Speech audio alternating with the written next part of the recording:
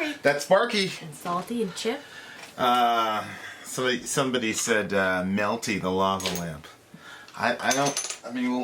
There's no space. It'd fall off and crash. I think that person has a symmetry issue because we're kind of asymmetrical now that we put Salty in there.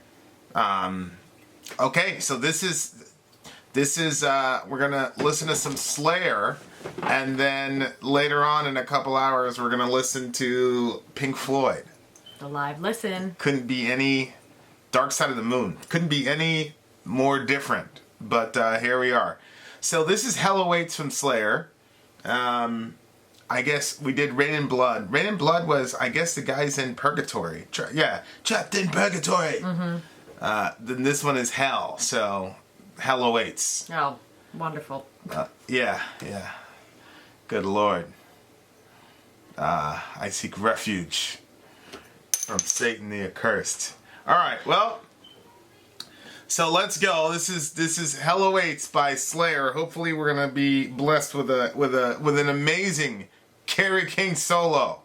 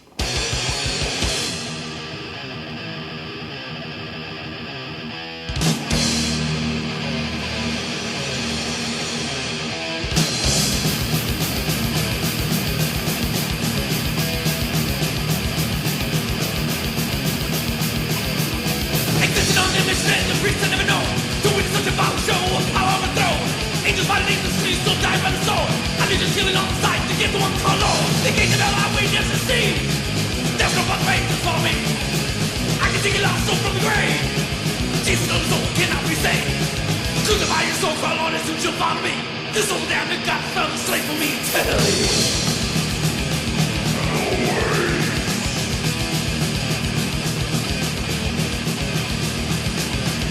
The remake of the dark gates, the state comes home. The demons feed the birds while the devil feed the roam. The lotus rooted up the night, there's 7 weeks to go. Each leads to the burning hole that loses my control. Reason anything to sing a star. Satan sees the afterlife not far. Stop the screaming souls, cry out to you. Take time and offer nails, your life is through.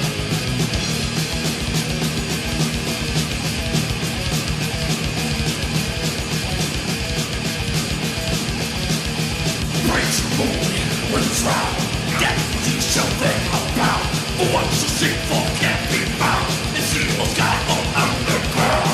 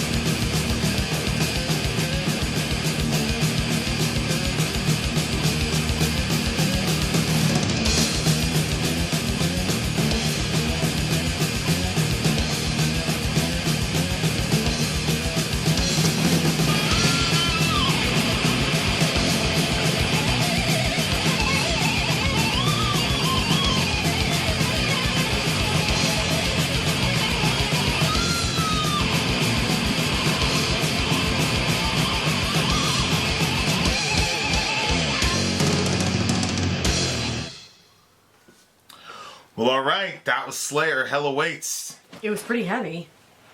I kept feeling like something bad was going to happen. So I was sitting there like I was watching a horror film. Well, there was a lot of bad shit happening. Well, yeah, I know, but before it, when it was all the music and there was no lyrics yet, I was like... Just like when you're watching the character run through the woods, but the axe hasn't hit them yet. I felt like that. Yeah, existing on damnation's edge, the priest had never known to witness such a violent show of power overthrown. Angels fighting aimlessly, still dying by the sword, our legions killing all in sight to get the one called Lord. So there's like it's like a fight, and it's like this, a priest is watching this jihad happening in the spiritual dimension, and the devil wins. And it's this kind of like, it looks like this. Yeah, because he said Satan's laws prevail. Yeah, and it's crucify your soul. Like that. Crucify your so-called Lord. He soon shall fall to me. Your souls are damned. Your souls are damned. Your God is fell. To slave for me eternally. Hell awaits. So you're saying that God is a slave of Satan? Yeah, because he crucified. Because he crucified. Oh, because of the crucifixion? Yeah, so because he was able to crucify him, that means he won. Oh. Of course. He's been misinformed. He's been misinformed. Oh no. Yeah. Well, I can see how people would think that. I think that's a very, very good point. You know, when people try to say, like, oh, you know, Christianity was invented and da-da-da-da, it's like literally the worst invention possible. Yeah. You know, for Jesus to die, Yep. Under apparent defeat by most likely naked by the powers of Rome and the powers of the devil. It's just not. From a much human to brag perspective, about. it would be he lost. Yeah. Right. So like, you know, it's an impossible to me anyway. It's impossible to say, oh, this was a myth this way, because he dies by crucifixion. So from a human perspective, yeah, it looks like he lost. But it's kind of this sort of medieval idea of Satan as kind of like the ruler of hell. Yeah. Yep. Like Satan is We hell's talked domain. about that before. Mm-hmm. Yeah, and it's an interesting thing. Was it Matthew 25 when Jesus says, "Depart from me, you cursed, into the eternal fire prepared for the devil and his angels." That's the one I was thinking about. Like, so hell is a place that God prepared to punish Satan, not for him to rule. It's Right. not like, Right. it says that the devil is thrown into the lake of fire, I think, in Revelation 20. Yep. He's cast into the Yeah. lake of fire. Like, he's not willingly... You don't get thrown into something you want to do. Yeah, he doesn't willingly swan dive into the lake of Right. fire. He doesn't go, okay, this is my kingdom. He doesn't lead all of the poor saps in there either. Like, he's... Yeah, like he's suffering in hell. In Dante, I think Judas is in the last ring of hell. Like, the traitors are... Oh, really? Yeah, the traitors are in the ninth circle of hell. But yeah, it's this myth. Somebody actually, I was looking over some. It was the. I don't think I've ever been more misinterpreted. The Iron Maiden song, "The Number of the Beast." Yeah. And at the end of the video, I was laughing. I said they're clearly a satanic band. I was laughing because we've already listened to Behemoth and Vatain and Slayer. Yeah. And so "Number of the Beast" was like a cartoon. Mm-hmm. Like, come on. And people were like, it's not a satanic band, blah, blah, blah. I'm like, I'm very aware. Yeah, but anyway, the point was, it was like, somebody said, like, this is your boogeyman, right? Like, isn't this the guy all the Christians are scared of?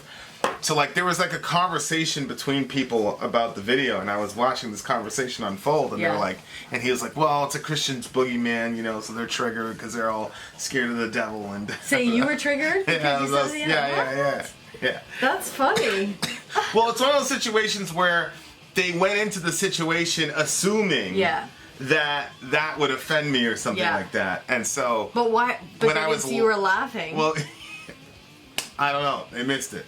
But like, the devil is not like, at least, especially in the New Testament, the devil's not portrayed as like some other deity that is on par with God. No, but I think that a lot of church people present it that way. Present in what way? That the devil is like very like so strong that like good luck if it's between God and you know what I mean? Like, at any moment a demon could jump into you. Like, there's some churches that kind of put out that theology, so maybe that's where people get it from. I don't know. I was Schoolcraft retweeted somebody, and it was Drake. It was the devil, because God has a Twitter account. Well, the devil has a Twitter account. Okay. And I guess on Drake's newest record, he said, "Shout out to God for working harder than the devil." And then the devil under it goes, "You have no idea how much work I put in. Put some respect on my name, Drake." And I just thought that was the funniest thing. Yeah, I mean, like, from a biblical perspective, like, the devil, like, you're not supposed to, like, play around with him and stuff. Because he's a real personified principle of evil. But he's presented as a defeated foe. Colossians 2 says that Jesus actually disarmed Satan on the cross. That he disarmed Satan and his demons on the cross. People would be like, how? Because from in the biblical world, Satan's number one weapon against us is accusation. And so basically the issue in heaven is, how can you forgive humans, but you won't forgive us? If you're going to punish us, then you have to punish them. And so that's kind of like an airtight argument. And so they're always able to accuse God's people to God. And because if you look at Job 1, the devil has access to the heavenly courtroom. He gets to go in and present cases and accuse people all the time. You see the same thing in Zechariah chapter 3. He's called the accuser. Yeah, he's called brethren. Yeah, he's constantly called the accuser. And so that's his weaponry is accusation, and he's got no, there's never a time when God says, in any of those narratives, "Shut up, devil, the person's completely, perfect." God kind of, Well, there's one time where Jesus says, the Lord rebuke you, and basically says he's redeemed him. But Jesus never says he's never sinned. So God never says, oh, these guys are perfect. What are you talking about? Right. And so what happens is on the cross, Jesus, the punishment that we deserve for, our sin, Jesus takes it on the cross.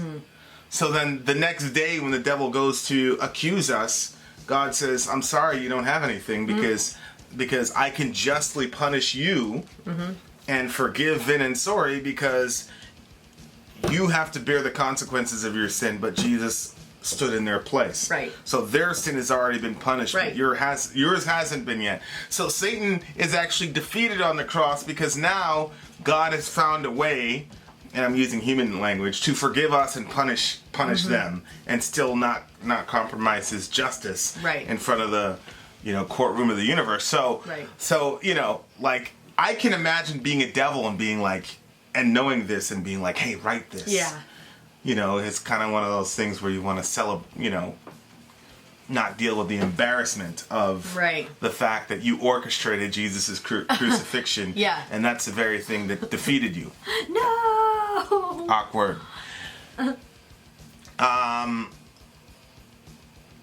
Priests of Hades seek the sacred star. Satan sees the answer lies not far. Zombie screaming souls cry out to you. Satanic laws prevail, your life is through. So look, hell is actually one of my, obsessions or curiosities or fascinations, like the concept of hell. And N.T. Wright talked about what it would be like to be a human that is stripped of the image of God. Because that's what gives a person value from a Christian worldview, is that you're an image bearer of God. So if you were a human but you were no longer an image bearer of God, N.T. Wright said, what does that even look like? Yeah. And as I was watching that video, I was watching an episode so I had the video on my phone and I had the episode of Walking Dead going. And the concept of a zombie, I was like, there it is right there. Right? Like this human looks very human, but not human, just existing off of instinct.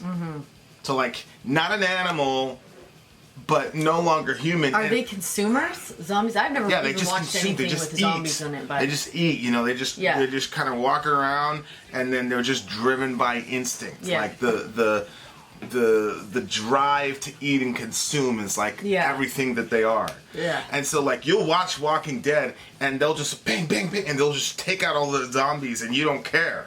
Because they're like, you realize, but they're no longer human. Yeah. But they're still kind of human. But the minute one of the people that one of the regular humans dies, it's this big tragedy and whatever. But when a zombie gets shot, like they've probably killed thousands of them, you just don't care. Like they don't have any personality. They're nothing. And so it's like, what if that's what people? And I thought to myself, like, what if that's what people become in the afterlife? Like whatever you were consumed by here. Yeah. And that's why I always tell people, like, you have no idea what it's like to not have a relationship with God. Because even like the most hardcore atheist still has a relationship with God because he still bears God's image here. Right. So, from a Christian worldview, his relationship with God is one of denial, but it's still a relationship. But what would happen if you were existing as a being and that principle of dignity was taken from you as an image bearer of God? Because if you say, I don't want you, God, blah, blah, blah, and hell is kind of the domain of people that don't want God, and God has to say, okay, the ultimate aspect of me was you, so I'm taking that from you, and you exist as an imageless, and then you're now just completely driven by your instinct. That would be crazy. Like people will be like, why am I here? Why am I even alive? Like, you know how that question kind of plagues a lot of people in their head? Right. Like, you now have... You may feel like you have a purpose, but you don't know what it is. But when you get to know who God is, then you start understanding what your reason is. And the whys and stuff start getting answered. But like, I don't know, maybe hell has some of that aspect in there where there is now no reason for your existence. But you're there. You're not existent, but like you don't bear the image of God. We were meant to reflect the image of God, and you're no longer doing that. So, like, Yeah. I don't know, being Yeah, well, trapped within the... No, you're just trapped within your desires and your consumption. Ugh. But, you know, it's interesting. It's like, and Dante kind of tried to capture that where, you know, the glutton was just eating and eating and eating. He couldn't stop eating. I know. I thought of that. I saw this episode one time of this girl that wanted to be like the largest girl on the planet. And, Was it like a real life episode? Yep. Like a reality thing? Yeah, and her boyfriend was like, oh, it made me so ill. I felt so sad for her. And then, like, but she had a funnel, a big funnel, and he was just pouring stuff into it, and she was like, consuming it. And it made me a bit ill because I just thought, oh my gosh, that's not good for her health. I kept thinking about her heart, and I don't know. But I think of that picture because to me it was like, okay, imagine you don't want to eat. Like, she has this goal that she wants to be the largest woman in the world, but like, if you didn't have that, you had this, I don't know, and people were like force feeding you all like that all the time. Like, how, oh my gosh, like you were saying, like if you just had to consume, like if you were forced to consume. Ugh. Yeah. Yeah, that's pretty much, well, I mean, even the question of purpose is a reflection of the image of God. Yeah. You know, there's some sort of telos, you know, we're trying to find some reason. So then you're saying they wouldn't... You wouldn't even have that, like, craving or why am I here? You know, I think the why am I here impulse is an impulse because you're an image bearer. It's meant to make you search for God. Well, I think that God is a God of purpose. Yeah. So everything he does is purposeful, you know, according to the counsel of his will, Ephesians 1 says. So the desire for purpose or to find purpose is a reflection of the image of God on the heart. And so even that question gives a person meaning. Yeah. Because what happens is when you say, okay, why am I here? And you become obsessed with that question, then the meaning of your life in that period of your life becomes finding the meaning. Right? So you find meaning in the search for meaning. Yeah, that's true. And then once you find the meaning, then you've reached it. You've hit the pinnacle of why you're here. And, you know, you see moments like this all the time in literature. You know, Frodo says he'll take the ring, or he realizes this is why, or when Neo realizes that he's a bad motherfucker. He goes, wait a second. You know? Yeah. And so, like, we all know this, like, that moment is an important moment, right? And so, like, prior to finding meaning, your meaning becomes searching for meaning, and then once you found it, that's it. Well, but that's a reflection of the image of God. Right. And so, because both Neo and Frodo, oddly enough, were Christ figures in the movie. You know, people who, you know, save the world at great cost to themselves, right? Yeah. So that means that, you know, if you were in hell, then you wouldn't even have that question. You know, your only goal would be to consume or to whatever. Yeah. You know, and that's where I think the fire, you know, when it talks about like eternal fire, because lust is always like closely associated with fire. You know, like a burning passion and blah, blah, blah, blah, blah. So, like, I'm not a literalist when it comes to like the fires of hell.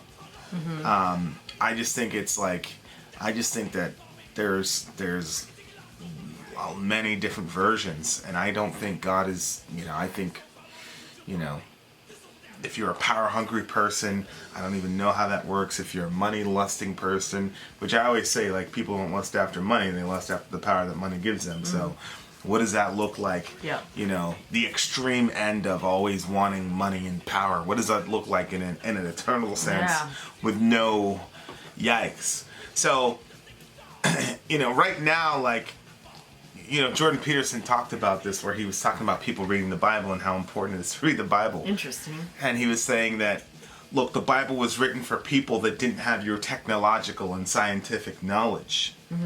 So there's one level where you could read the Bible and he said you can be like a child and mock it because you're now this post, you know, enlightenment advanced person. But he basically said you'd be a fool because the Bible can advance with you. And so, you know, he's going back to Genesis and he's talking about the flood and all this. And obviously I don't agree with his grounding presuppositions, but at the same time, I think it's a very good point. Like, I think we really need to dwell on the concept of hell. Like, whatever you think it is, I think it's a very important topic. And so Peterson was talking about that. Like, he was talking about hell, and he was talking about how, because from his perspective, he's a disciple of Jung. So Jung looks at everything from like a psychoanalytical perspective. Oh. So like, he looks at the Bible as like the accumulation of our, psychological advances, basically. And so the stories are basically like psychological stories. So I see. So Peterson says, like, I've seen hell, I've seen people there, and when they're in hell, it's very difficult to get them out. But I think that that's an insightful statement, because he said when people are in hell, it's hard to get them out. Mm-hmm. But it's their own doing, like they're cyclically putting themselves in through that hell over and over again, and it's very difficult to pull somebody out of it. Yeah. So what if like you've gone all your entire life and made these decisions, these spiritual decisions, to where hell is eternal because you're cyclically, repeating those things over and over again, and you get worse and worse with every cycle, and so 10 million years from now, you're going to be more, deeper and darker in the hole than before. Oh, gosh. Yeah. So anyway, hell awaits. There you go. What do you give the song? I didn't like the way that the vocals were going so fast. I was very surprised about that. Yeah. So I think I'm gonna go with a 7.5. What about you? I think Kerry King did better in this solo. He was the last solo. Oh yeah, that was good. Yeah, I think Kerry King did better on this solo than he did with all the other ones. So I give him props for that. I give it an 8. I think it was definitely heavy, and I think it definitely accomplished what it wanted, which was a deep sense of foreboding. Oh, yeah. You know what I mean? Like. Yep. They have these things in Halloween. Like, Christians will have these things for Halloween. It's like a terror house, like a house of horror. Yeah. Like, this is one of those things like that you play in the terror house, like on 10.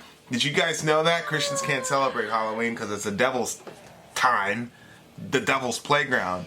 But what they'll do is they'll have these like horror houses where you're scared. Hell awareness house. Yeah, I don't know what it's called. Yeah, my church didn't do that. If they did, we never went. So. Scare the hell out of the kids. Get it? Scare the hell out of the kids. This is a shit that. Really? That you should. No, I was never able to do any of that. Well, yeah, I know you wouldn't be able, but I'm saying, like, this is a shit that you should play. That would be a perfect song for it. Yeah, look at that. sure. Look at that album cover. Oh, I know. I'm watching all those falling people into the fire. God Almighty, some scary shit. Wallah. All right, I'm out of here. I don't want to see anything anymore. Vin out. Story out. Gone. Pink Floyd tomorrow. I mean later. Couple hours. 2:00. Be there.